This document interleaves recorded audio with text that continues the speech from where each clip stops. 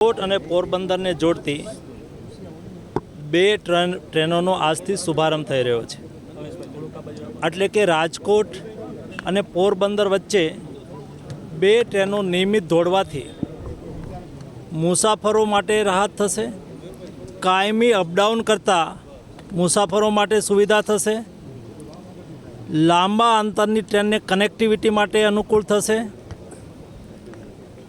આ ટ્રેનનું ભાડું રાજકોટથી પોરબંદર એ માત્ર 45 રૂપિયા છે.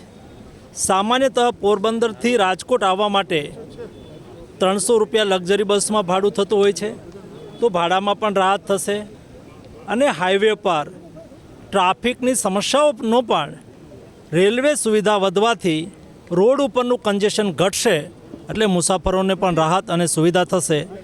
આ ટ્રેન માટે થઈને હું ભારત સરકારના રેલવે મંત્રી શ્રી અશ્વિનીજીને અભિનંદન પાઠવું છું અને માનનીય વડાપ્રધાનનો આભાર માનું છું. એનડીએની બહુમતી અત્યારે 163 બેઠક અત્યારે છે. બિહારની ચૂંટણીની અંદર પ્રાથમિક રૂઝાનો અનુસાર એનડીએ વિજય તરફ આગળ વધી રહી છે. મને પૂરો વિશ્વાસ અને શ્રદ્ધા છે